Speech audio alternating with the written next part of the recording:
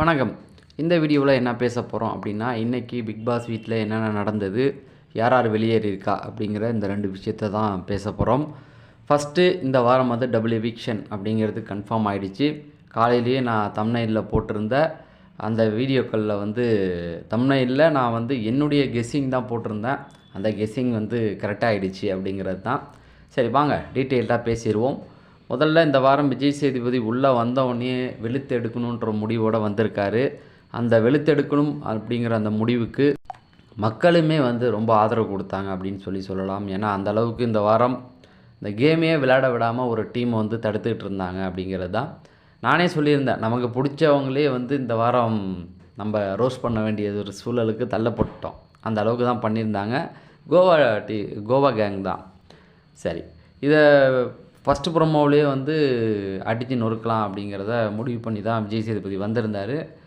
எல்லாருமே வந்து எதிர்பார்த்தது என்னென்னா, இந்த வாரம் இந்த கேமை எல்லாருமே ஒழுங்காக விளாண்டுருந்தா இந்த கேமோடைய லெவலே வேறு, இது அடுத்த லெவலுக்கு போயிருக்கும் அப்படிங்கிறது தான்.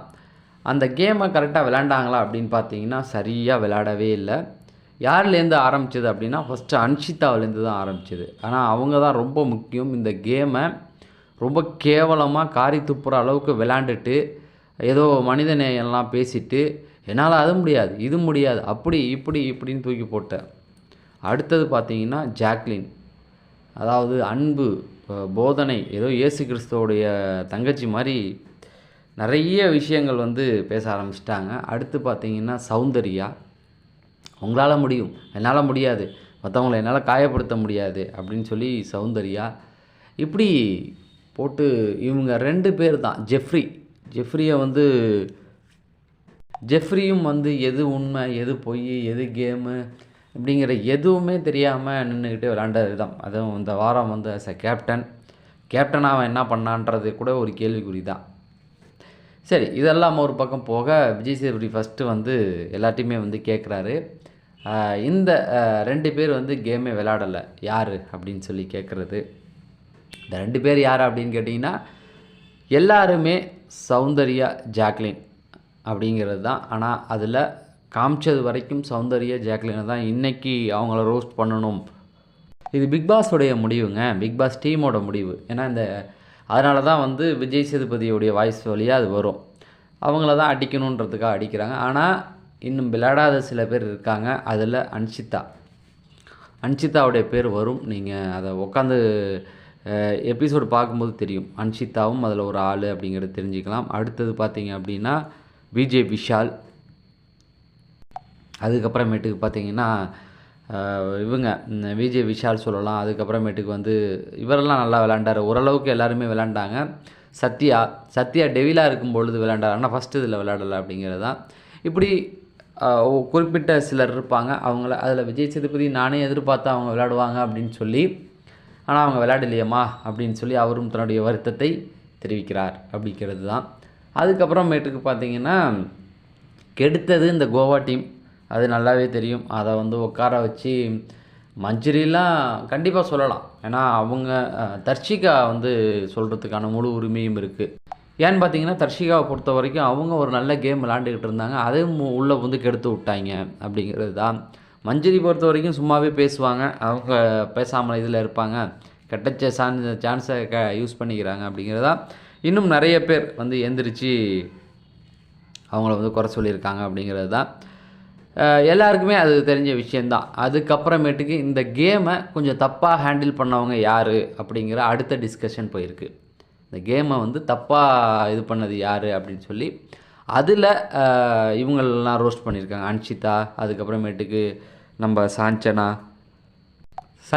சத்யாவை பொறுத்த வரைக்கும் வந்து, ஏன்னா அடுத்தது டெவிலாக வந்தவங்க, ஃபஸ்ட்டு ஏஞ்சலாக இருந்த டெவிலாக ஆனவங்கெல்லாம் வந்து முசுக்கு தொட்டதுக்கெல்லாம் வந்து அந்த இதை பிடுங்கினாங்கல்ல, அவங்களுக்கும் ரோஸ்ட்டு கொடுத்துருக்காரு அப்படிங்கிறது தான். ஆலோவராக இது போயிருக்கு. அப்புறம் ஜெஃப்ரியோடைய அந்த கேப்டன்ஷிப் அவர் எப்படி பண்ணாருங்கிறதுல உததான் பட்டார், அதையும் வந்து அங்கே பேசப்பட்டிருக்கு அப்படிங்கிறது தான். இது எல்லாத்தையும் தாண்டி இந்த வாரம் டபுள் எவிக்ஷன் சொன்னோம் இல்லையா, இன்றைக்கி ஒரு ஆள் வெளியே இருந்தால் சொல்கிறாங்க. நம்ம காலையிலேயே அது போட்டிருந்தோம். அது வந்து ஆனந்தி, அதுக்கப்புறமேட்டுக்கு ஒரு 5 பேர் சொல்லியிருந்தேன். அந்த 5 பேரில் ஒருத்தவங்க தான் இருப்பாங்க அப்படிங்கிறது நமக்கு நல்லாவே தெரிஞ்சது. எல்லாருமே வந்து ஒயில்ட் கார்டில் தான் ஃபோக்கஸ் பண்ணுவாங்கன்னு நினச்சாங்க. கண்டிப்பாக ஒயில்ட் கார்டு மேலே வைக்க முடியாது. அந்த 3 பேருமே மற்றவங்கள கம்பேர் பண்ணும்போது கம்பேரிட்லி ஒரு நல்லா எப்படி சொல்கிறது, ஒரு கண்டென்ட் கொடுக்குறவங்களா இருக்காங்க, தொட்டா வெடிக்கிறவங்களா இருக்காங்க. புரிஞ்சதுங்களா? இந்த ஒயில்ட் கார்டெல்லாம் எப்போ நினச்சா ராணாவும் இவனும் அடிச்சுக்குவானுங்கன்னு தெரியாது. இந்த பொண்ணு எப்போ வேணாலும் அட்டாக் மோடில் தான் இருக்கும் மஞ்சரி. அதனால் இவங்க 3 பேரும் இதுக்கப்புறம் இந்த கேமை வந்து சூப்பராக கொண்டு வந்தவங்க அப்படிங்கிறவங்க. அதனால் கை வைக்க முடியாது. ஆனந்தி அப்படி லிஸ்ட்டாக பார்க்கும்போது ஆனந்தி தான். ஆனந்தி மேலே கை வச்சுட்டாங்க. ஆனந்தி இன்றைக்கி வெளில போயிட்டாங்கன்னு சிலர் சொல்கிறாங்க. இருந்தாலும் நம்ம வந்து தெரியாத விஷயத்த கான்ஃபிடெண்ட்டாக ஓவராக பேசக்கூடாது. ஆனந்தி போவாங்கன்னு எனக்கு நல்லா தெரியும். ஆனந்தி இந்த வாரம் ஃபஸ்ட் ஆளை அனுப்பிட்டாங்கன்னு. 2வது ஆள் வந்து சத்யா மேலே தான் கையை வைப்பாங்கன்னு நான் நினச்சிக்கிட்டு இருந்தேன். சத்யாவை பொறுத்த வரைக்கும் ஒரு கம்ப்ளைண்ட் என்னென்னா, அவருக்கு ஒரு 25,000 ஓட்டுகள் கன்ஃபார்மாக வரும். 25,000 ஓட்டுகள். அந்த 25,000 பேர் யார் அப்படின்னு பார்த்தீங்கன்னா, எல்லாமே காசு கொடுத்து போகிற வைக்கிற ஓட்டுகள். அவரை ஒரு 90 நாள் 100 நாள் இருக்க வைக்கிறதுக்கான ஒரு முயற்சிகளுக்கு தான் அதை பண்ணிகிட்டு இருக்காங்க. ஏன்னா அவருக்கெல்லாம் சுத்தமாக ஓட்டே இருக்கக்கூடாது. சாஞ்சனாவுக்கு ஓட்டு இல்லைன்றீங்க. இந்த கேமை ஓரளவுக்கு தூக்கி நிறுத்துறதுல அவங்களும் ஒருத்தவங்க. நீங்கள் வந்து உடனே சாஞ்சனாவுக்கு சொம்பாயிராதரா அப்படின்றாதீங்க. சாஞ்சனா வந்து கண்டென்ட் கொடுக்குறாங்கங்கிறது தான். ப்ரொமோவில் வராங்க, கண்டென்ட் கொடுக்குறாங்கங்கிறது தான் இந்த கேமை ஒரு சுவாரஸ்யமாக கொண்டு போகிறதுக்கு. இப்போ உடனே நல்லவங்களும் நான் சொல்லவே வரல. ஏதோ ஒரு கண்டென்ட் கொடுக்குறாங்களா, அழுகுறாங்களா உட்காந்து. அப்போ அந்த போன வாரம் வந்து இப்படி நிறைய விஷயங்கள் வந்து அவங்கள்ட்ட நம்ம சொல்லிக்கிட்டே போகலாம் அப்படிங்கிறது தான். அதனால் என்னை பொறுத்த வரைக்கும் சாஞ்சனா வந்து கண்டென்ட் நிறையா கொடுத்தாங்க. ஆனால் நெகட்டிவிட்டி தான் அவங்களுக்கு ஜாஸ்தியாக இருந்தது. இந்த சீசனை பொறுத்த வரைக்கும் கண்டென்ட் கொடுக்க தான் ஆள் இல்லை. நெகட்டிவிட்டிங்கிறத விட எல்லோரும் ரொம்ப சேஃப் கேம் விளாடும் பொழுது சௌந்தர்யா, முத்துக்குமரன், மஞ்சரி, ஜாக்லின், சாஞ்சனா இவங்க வழியாக வந்து ராணவ், அப்புறமேட்டுக்கு இவங்க வழியாலாம் வந்து நிறைய கண்டென்ட் வர ஆரம்பிக்குது.